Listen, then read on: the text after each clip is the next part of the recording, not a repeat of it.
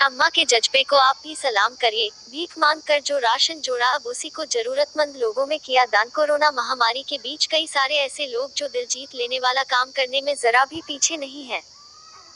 इनमें कुछ बच्चे ऐसे जो अपनी गुल्लक फोड़कर पैसा दान कर रहे हैं, तो कुछ ऐसे भी हैं जो पैदल घर जा रहे प्रवासी मजदूरों की मदद करने में जुटे हुए हैं। वहीं पुलिसकर्मी तो इंसानों से लेकर बेजुबानों तक की मदद करने में लागे हुए हैं। ऐसे में हाल ही में एक 72 वर्षीय बुजुर्ग महिला की खूब चर्चा है, क्योंकि सुखमती मानिकपुरी नाम की इन अम्मा ने दरियादिली से सबका दिल जीत लिया है। अम्मा रायपुर के बिलासपुर में रहती हैं। कोरोना संकट में उन्होंने जरूरतमंदों की मदद के लिए 1 क्विंटल चावल, दर्जन भर साड़ियां और कुछ पैसे दान किए।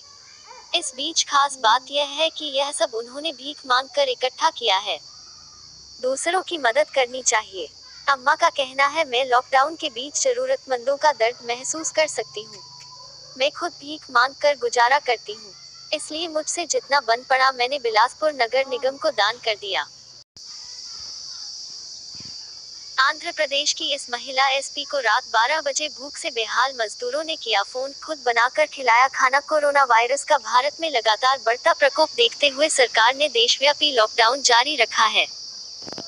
इस समय लॉकडाउन का चौथा चरण देश भर में चल रहा है, जो कि 31 मई को समाप्त होगा। लॉकडाउन के कारण देश में जिस जगह पर प्रवासी मजदूर हैं, वह उसी जगह पर फंसे हुए हैं। हालांकि अपने घर व गांव प्रवासी मजदूर हजारों की संख्या में पैदल ही सफर कर रहे हैं। कई परेशानियों का सामना इस संकट घड़ी में प्रवासी मजदूरों को करना पड़ रहा है।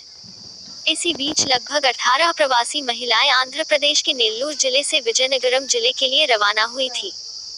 कुछ भी खाने को नहीं था, जिसके कारण सभी महिलाएं भूखी थी। जब उन्हें कोई रास्ता नजर नहीं आया तो उन्होंने विजयनगरम जिले की एसपी बी राजा कुमारी को रात 12 बजे मदद फोन पर मांगी।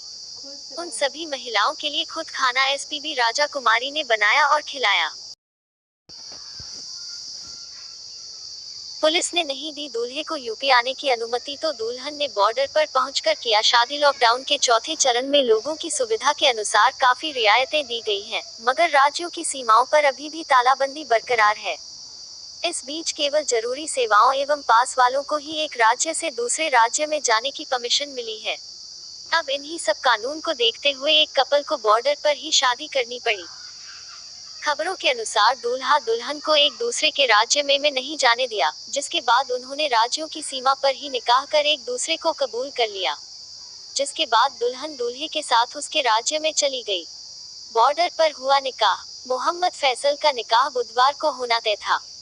वह उत्तराखंड के टिहरी में कोठी कॉलोनी के निवासी है, जबकि उनकी बेगम साहिबा आयशा उत्तर प्रदेश में बिजनौर के नगीना मोहल्ला पंजाबियान की रहने वाली हैं। लड़की के घर वालों ने बताया कि बारात बुधवार को आनी थी, लेकिन लॉकडाउन के कारण दूल्हा पक्ष को उत्तर प्रदेश में दाखिल होने की इजाजत नहीं मिल सकी।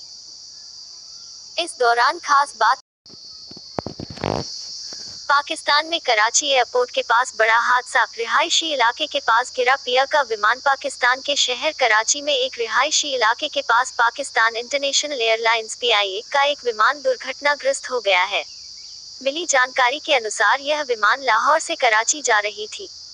वहीं विमान में क्रू को मिलाकर कुल 98 लोग सवार बताए गए हैं। मीडिया की रिपोर्ट के अनुसार कुछ देर पहले कराची एयरपोर्ट के पास स्थित मॉडल टाउन इलाके के निकट विमान गिर गया।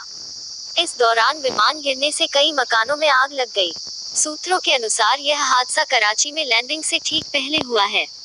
धुएं का गुबार कराची में देखा जा रहा है।